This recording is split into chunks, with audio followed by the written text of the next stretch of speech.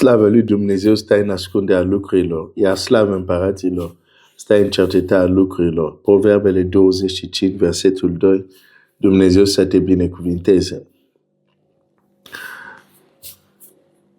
În încheiere, deși e un subiect care nu poate fi neapărat încheiat, dar adică mai sunt multe lucruri de spus legate de rugăciune ca un ring de box, ca un loc de luptă.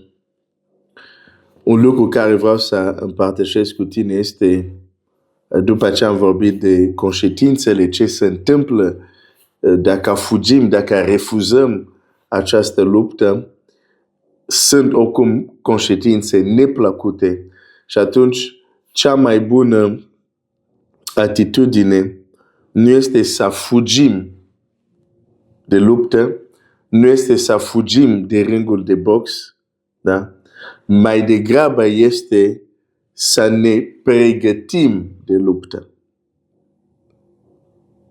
Că lupta vine la un moment dat sau într-un moment sau altul. Important este să nu ne găsească nepregătit. Și asta dușmanul, una din strategiile e tocmai asta. Să nu avem niciun antrenament, să nu avem nicio pregătire, ca în ziua luptei să avem un dezavantaj total. Este un lucru care îl vedem în Scriptură, dacă ne uităm în... hai să mă duc în cartea lui Samuel, imediat hai să găsesc un text unde putem vedea această strategie de a face ca poporul lui Dumnezeu să fie nepregătit în momentele importante, în momentele de luptă, în momentele de bătălie. 1 Samuel 13, versetul 19. În toată țara lui Israel nu se găsea niciun firar, căci filistenii ziseseră să împiedicăm pe evrei să-și facă sabii sau sulițe. Și fiecare om din Israel se cobora la filisteni ca să-și ascută fierul plugului, coasa, secura și sapă. Versetul 22. Și așa s-a întâmplat că în ziua luptei nu era nici sabie, nici suliță în mâinile întregului popor, că era cu Saul și Ionatan. Așa că în ziua luptei nu erau pregătiți.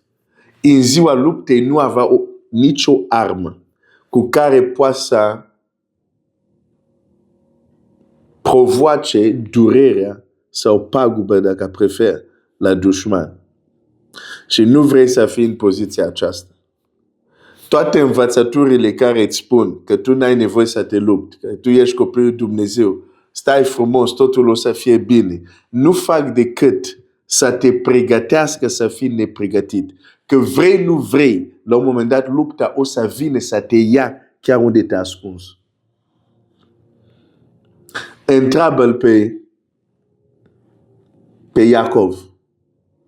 Nu așa că nu a vrut să se ducă să confrunte fratele lui. A trimis familia lui, a trimis bunele lui. El a rămas singur.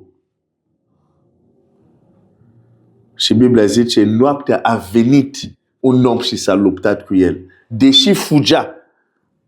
Îți spun, chiar dacă fugi, există un moment unde chiar fugi, unde chiar te ascunzi. N-ai unde să te duci. Lupta te va găsi. Așa că este mult mai înțelept să ascultăm de cuvântul lui Dumnezeu, care ne spune, mă duc din nou, dar voi sublinia un aspect important. La Efeseni 6 din nou, dar o să subliniem un aspect important, care nu l-am subliniat. Când am citit asta acum, parcă ieri sau alaltieri. Biblia zice, Efeseni 6 cu 10, încolo, fraților, întăriți-vă în Domnul și în puterea tăriei Lui. Ok? Dar când se face această întărire? Apoi să vedem cum facem. Poate să vorbim puțin despre cum. Dar mai întâi hai să vedem când se face această întărire în puterea tăriei lui. Această întărire în Domnul. Biblia zice așa, versetul 13 ne spune când. De aceea luați toată armatura lui Dumnezeu ca să vă puteți împotrivi în ziua aceea și să rămâneți în picioare după ce veți fi biruit totul. Deci această întărire în Domnul se face înainte de luptă.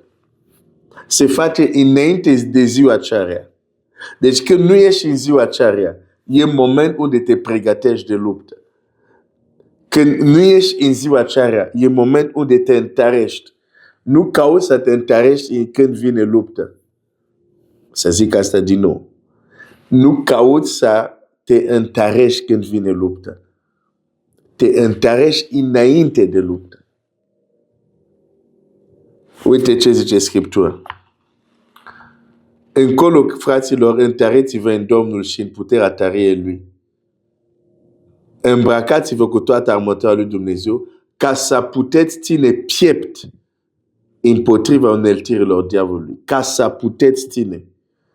Abilitatea de a ține piept, de a lupta, depinde de pregătire înainte de luptă. Asta zice textul. Te întărești ca să poți să ții piept. Că dacă înainte nu te-ai întărit, nu vei ține piept. Așa se întâmplă de multe ori eșec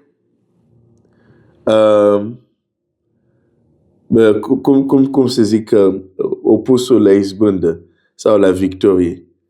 Eșec, pierdere, înfrângere, nedorit. Pentru că nu este totul doar să zic, nu vreau să mă lupt. Dar ești pregătit?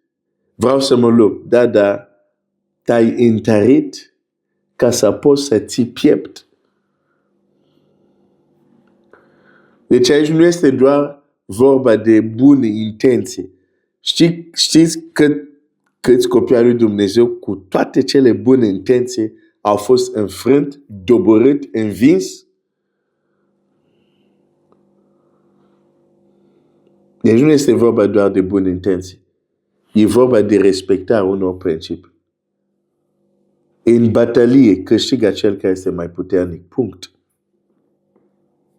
Vrei să câștigi în batalie? Scriptura este clar. Întăriți-vă în puterea tăriei Lui. Apoi trebuie să ne întrebăm cum se face asta practic. Dar deja trebuie să înțelegem acest principiu. Să ne întărim în puterea tăriei Lui.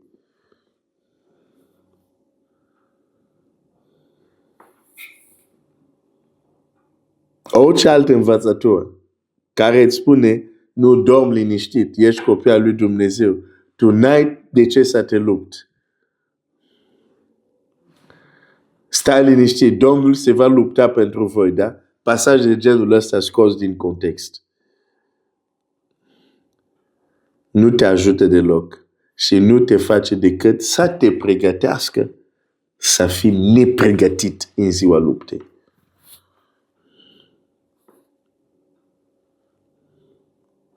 În fiecare zi trebuie să te antrenezi dornicești, să devii mai tare. Pentru că știi că e doar vorba de timp, la un moment dat vine un moment de bătălie. Și trebuie să te întărești. Înainte. Poate acum sunt anumite lucruri care te doboară, chiar în momentul acesta. Caută un pic în trecut. Nu cumva când trebuia să te întărești, ai dormit, când trebuia să te întărești, ai făcut altceva. De aceea acum ești doborât. Deci, decât să fugim de luptă, este mai sănătos să fim conștienți că avem nevoie să ne întărim și chiar să ne întărim în puterea tăriei Lui, că atunci când vine luptă, să avem putere să ne împotrivim. Dumnezeu să te binecuvinteze.